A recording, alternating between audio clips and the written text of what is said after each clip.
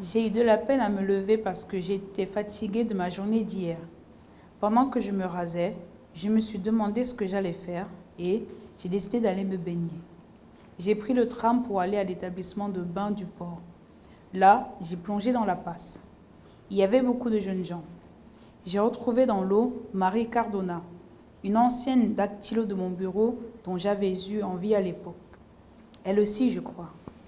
Mais elle est partie peu après et nous n'avons pas eu le temps. Je l'ai aidée à monter sur une bouée et, dans ce mouvement, j'ai effleuré ses seins. J'étais encore dans l'eau quand elle était déjà à plat ventre sur la bouée.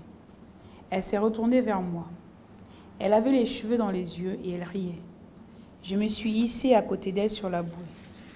Il faisait bon et, comme en plaisantant, j'ai laissé aller ma tête en arrière et je l'ai posée sur son ventre.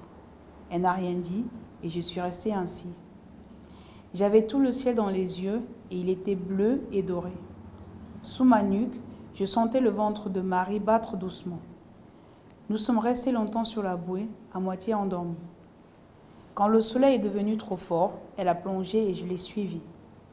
Je l'ai rattrapée, j'ai passé ma main autour de sa taille et nous avons nagé ensemble.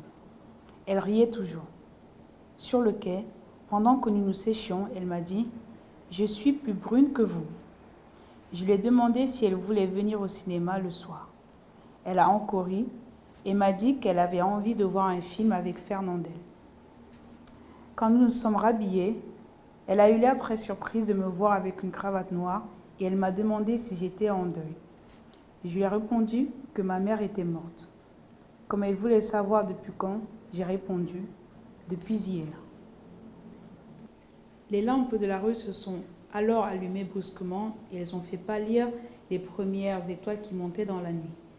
Je sentais mes yeux se fatiguer à regarder les trottoirs avec leur chargement d'hommes et de lumière. Les lampes faisaient luire le pavé mouillé et les tramways, à intervalles réguliers, mettaient leurs reflets sur des cheveux brillants, un sourire ou un bracelet d'argent. Peu après, avec les tramways plus rares et la nuit déjà noire au-dessus des arbres et des lampes, le quartier s'est vidé insensiblement jusqu'à ce que le premier chat traverse lentement la rue de nouveau déserte. J'ai pensé alors qu'il fallait dîner. J'avais un peu mal au cou d'être resté longtemps appuyé sur le dos de ma chaise. Je suis descendue acheter du pain et des pâtes. J'ai fait ma cuisine et j'ai mangé debout. J'ai voulu fumer une cigarette à la fenêtre, mais l'air avait fraîchi et j'ai eu un peu froid. J'ai fermé mes fenêtres et, en revenant, j'ai vu dans la glace un bout de table où ma lampe à alcool voisinait avec des morceaux de pain. J'ai pensé que c'était toujours un dimanche de tirée, que maman était maintenant enterrée, que j'allais reprendre mon travail et que, somme toute, il n'y avait rien de changé.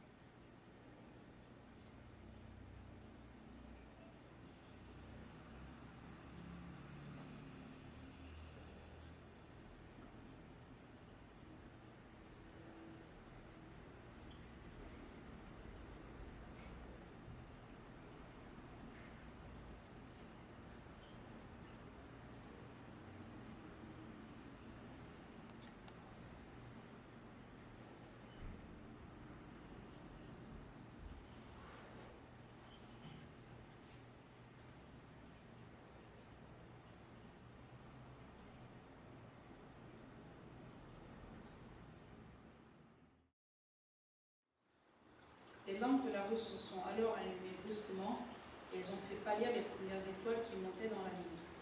J'ai senti mes yeux se fatiguer à regarder les trottoirs avec leur changement d'ombre et de lumière. Les lampes faisaient luire le pavé mouillé et les tramways, à intervalles réguliers, mettaient leurs reflets sur des cheveux brillants, un sourire ou un bracelet d'argent.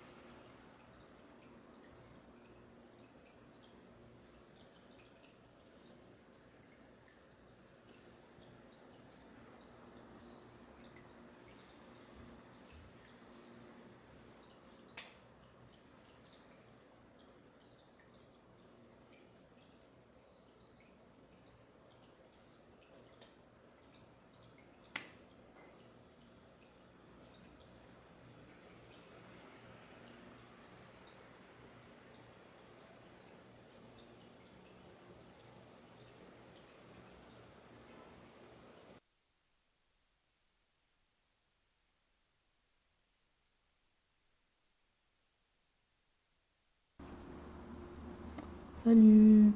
Ah, quoi? Salut. Je m'appelle Laure. Hmm.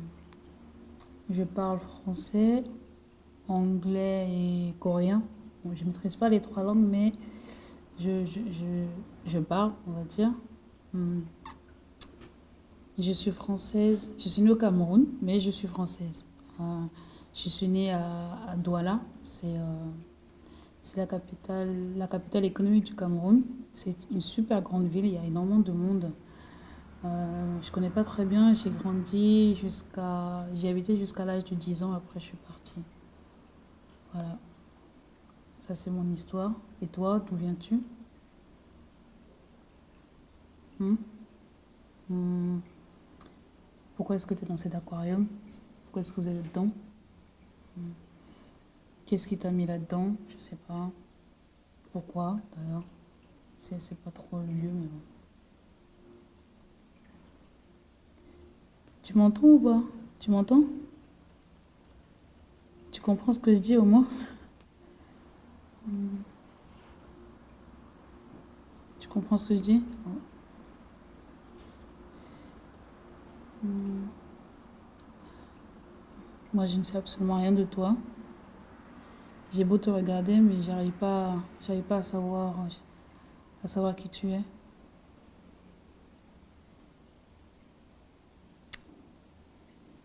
Hmm. J'ai beau te regarder, je sais pas qui tu es.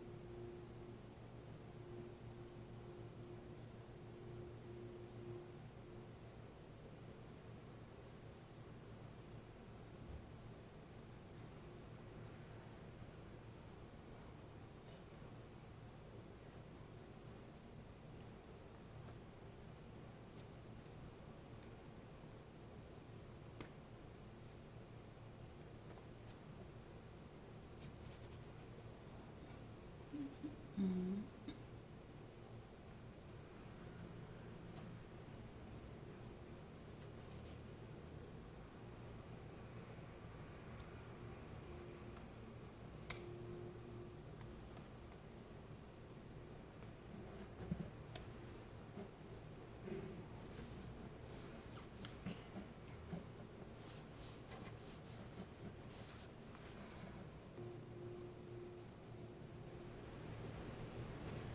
Euh, la personne que j'aime le plus au monde, c'est ma maman. Hmm. J'ai pas grandi avec elle, donc c'est un peu, comment dire, c'est bizarre de dire ça, mais pour moi c'est la personne la plus importante plus que moi-même. Pourquoi est-ce qu'elle est importante? C'est parce que j'ai besoin de conseils, je peux l'appeler. Quand je fais quelque chose de mal, je peux l'appeler et puis elle me grondera pas tout de suite. Elle va d'abord essayer de comprendre pourquoi est-ce que j'ai fait l'erreur et après elle va m'expliquer comment faire, comment je dois faire la prochaine fois. Par exemple, quand je fais des tournages en ce moment, mes amis me disent oui, tu vas être une star et tout ça. Et j'aurais dit, j'ai un peu peur de ce monde de star parce que euh, maintenant, j'en fais pas beaucoup, mais le sentiment est un peu bizarre. J'ai l'impression de changer légèrement. Et c'est quelque chose que j'aime pas. Donc quand je l'appelle pour lui dire, voilà maman, j'ai fait ce tournage aujourd'hui, je me suis comportée comme ça, elle me dit non, tu sais, il faut bien te comporter avec les gens, voilà. Donc je veux dire, j'ai l'impression d'être une adolescente qui a besoin encore que sa maman lui apprenne un peu la vie, lui explique un peu les choses de la vie, et elle prend vraiment le temps de le faire. Et voilà, je sais que quand je suis seule, je l'appelle, elle a la capacité de faire en sorte que je me sente beaucoup mieux.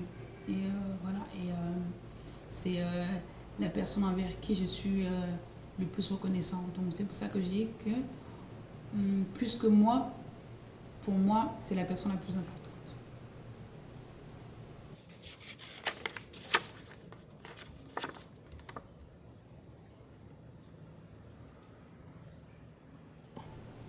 Quand est-ce que je me suis sentie française? Je ne sais pas, je sais pas trop si on a un sentiment d'appartenance à un pays ou est-ce on se sent bien dans un groupe, je ne sais pas. Mais moi, les gens m'ont fait comprendre que j'étais française. C'est un sentiment qui est peut-être venu après. Quand je suis repartie au Cameroun pour la première fois, euh, les gens m'ont appelée, oui, la française. C'est comme ça qu'on m'a appelée. Et je me suis rendu compte aussi que la façon de penser avait changé. Ça avait vraiment changé. Et voilà. Donc, les gens, m'ont nommée française avant que je me sente vraiment française. Donc, je ne sais pas si je peux répondre comme ça ou pas.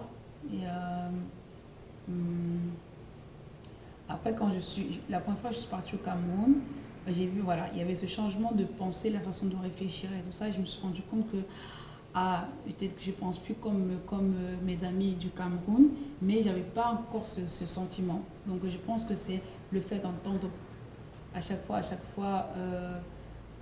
tu es française et tout ça. Peut-être que ça fait que j'ai ce sentiment-là. Et je pense que oui, à partir de ce moment-là, je me suis peut-être qu'on va dire que ce sentiment a commencé, parce que les autres en premier m'ont surnommée de française. Voilà. Maintenant, je me sens française, hein, c'est vrai, mais exactement quand ça a commencé, quand est-ce que ces sentiments ont commencé de façon autonome, je ne sais pas. Voilà. Mais j'ai commencé à y penser parce que les autres m'ont dit, voilà, la française, et puis la façon de réfléchir était différente.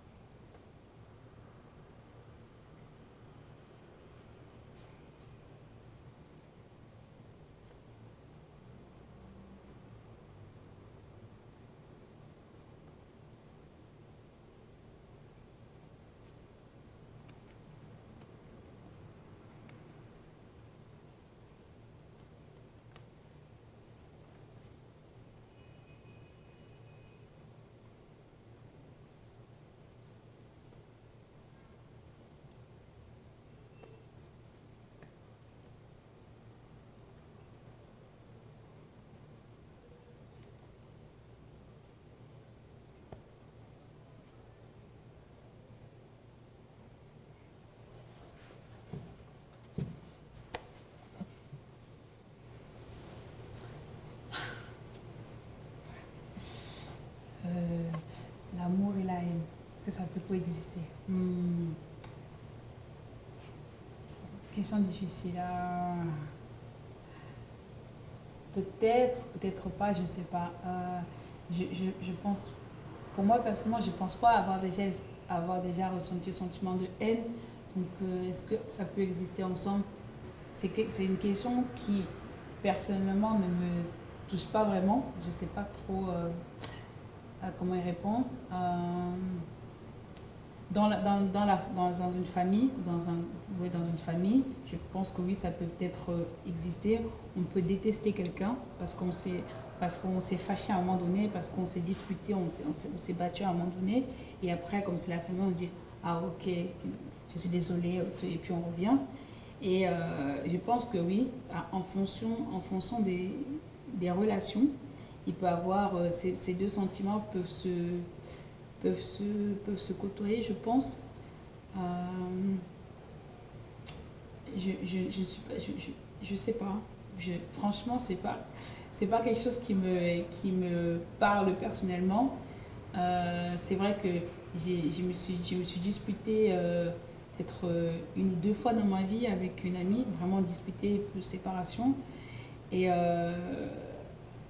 je pense pas que je pourrais encore aimer cette amie. Donc pour moi, c'est soit l'amour, soit la haine. Pour moi, personnellement. Mais pour les relations d'amitié. Mais après, dans la famille, peut-être que ça peut exister parce qu'on va se dire, bon, c'est la famille, ok, donc on va revenir. Mais est-ce que derrière, est-ce que c'est vraiment l'amour? Je ne sais pas. On va haïr cette personne, on va dire, bon, non, c'est la famille, donc on va faire attention. Mais je pense que ce sera plus de l'amour, ce sera juste, comment dire, juste une relation proche, mais ce ne sera pas vraiment de l'amour. Donc, amour et haine, pour moi, si je dois conclure, pour moi, je pense que ça peut pas aller ensemble, en fait, c'est pas possible. C'est soit l'un, soit l'autre. Amour, haine, ensemble, je ne suis pas sûre.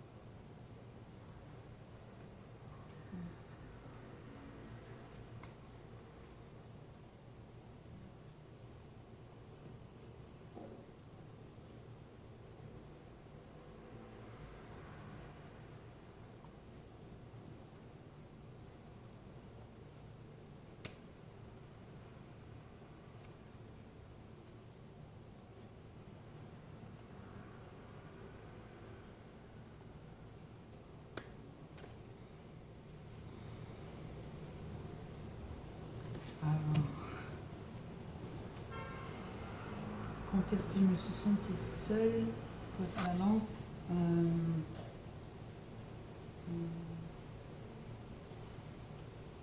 Alors, la langue française, ça va être bizarre, mais la langue française, je me suis sentie seule avec cette langue, la langue française, la fois où je suis arrivée en France, et j'avais du mal à communiquer avec les autres élèves à l'école. J'avais beau parler français, j'arrivais pas à me rapprocher d'eux. Donc c'était très bizarre. On avait beau parler la même langue, mais étant donné qu'on ne se connaissait pas, il y avait toujours ces distances. Voilà. C'est vrai que j'ai du mal à être la première à parler à quelqu'un, mais une fois que quelqu'un me parle, voilà, c'est rapidement je me lie à la personne. Mais en fait, il n'y avait